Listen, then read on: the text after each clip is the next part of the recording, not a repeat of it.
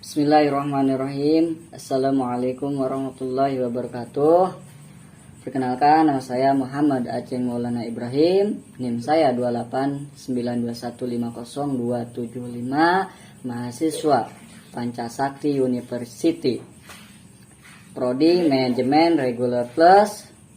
Yang terhormat Ibu dosen Merintan Berlina Simbolon, SE AK CA MAK. Di sini saya akan mempresentasikan sekaligus menjelaskan mata kuliah pengantar akuntansi tentang perusahaan dagang dan menyusun laporan keuangan. Pengertian dan karakteristik perusahaan dagang.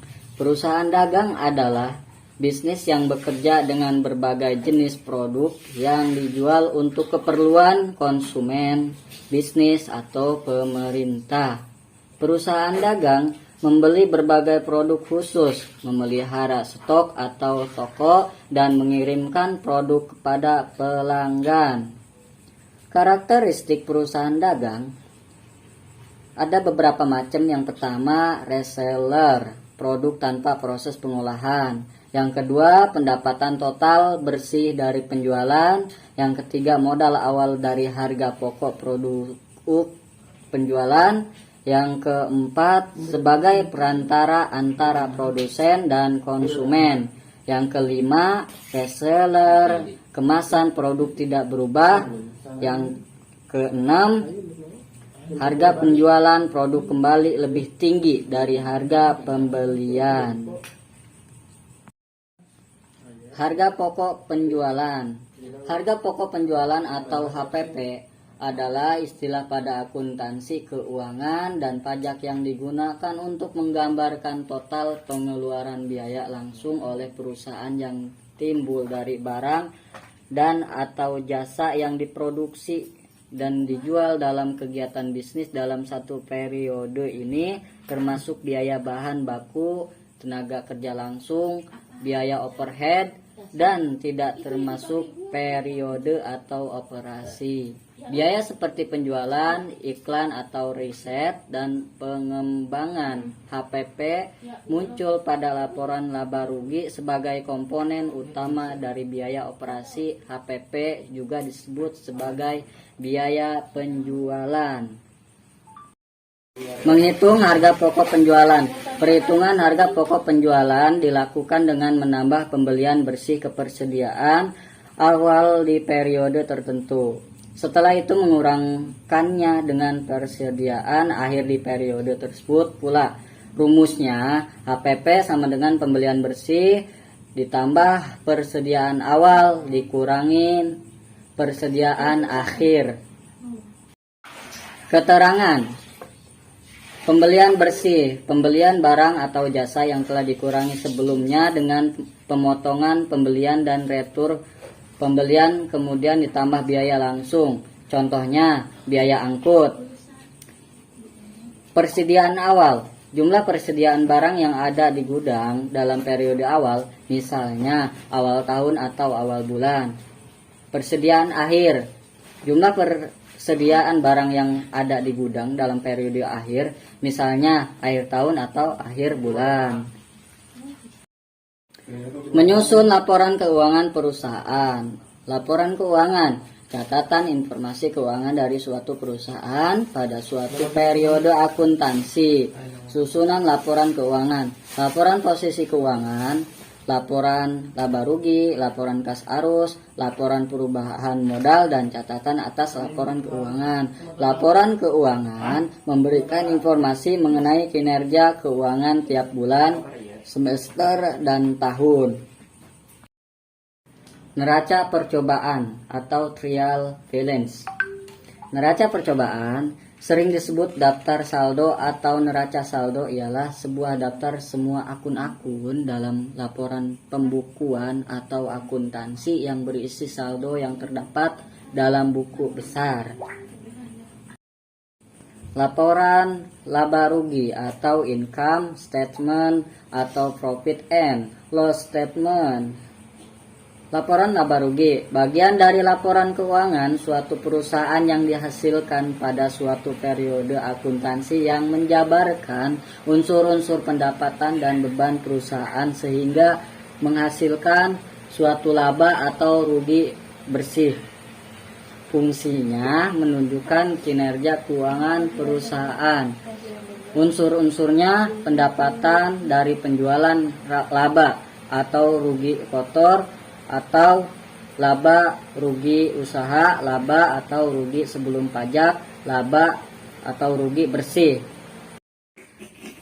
Contoh laporan laba rugi. Laporan laba rugi per 31 Desember, pendapatan senilai 235.900.000 dikurangin harga pokok penjualan senilai 212.310.000 sama dengan laba kotor 23.590.000. Biaya operasional.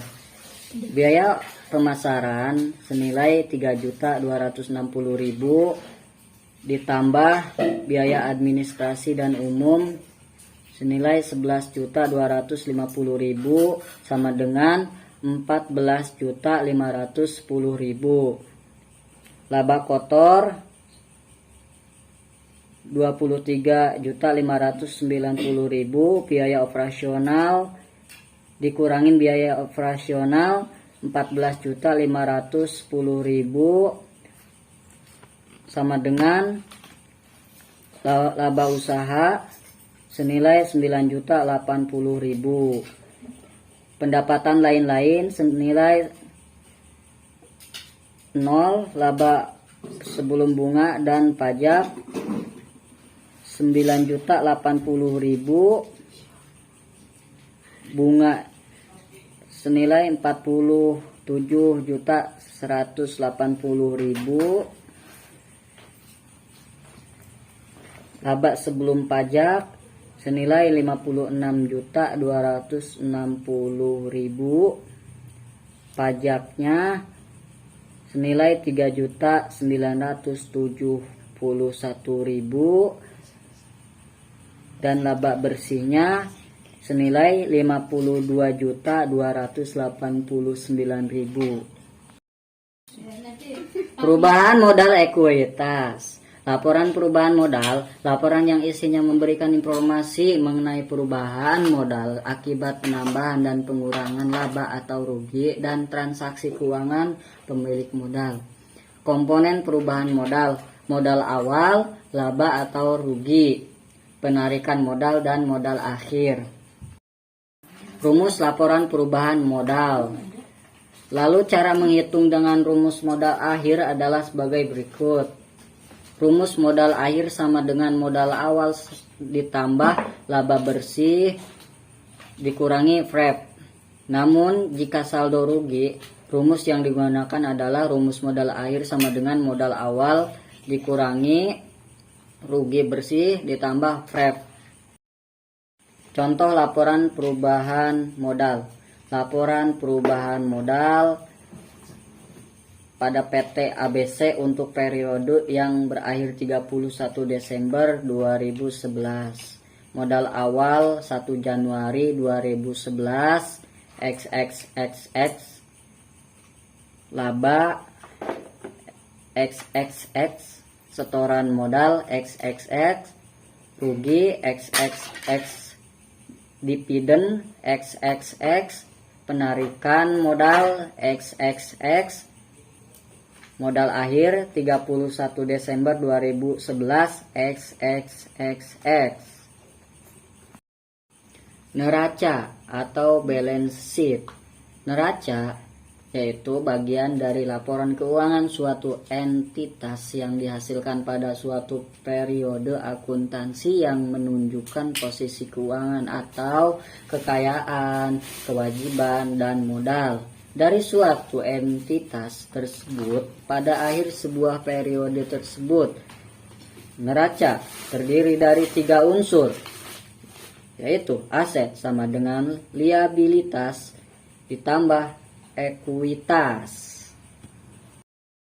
Berikut contoh laporan neraca dari aktiva lancar sampai total aktiva tetap. Bisa dilihat ada contohnya di sini pada saat 31 Desember 2019 di PT Sukses Kemilau, yaitu laporan neracanya.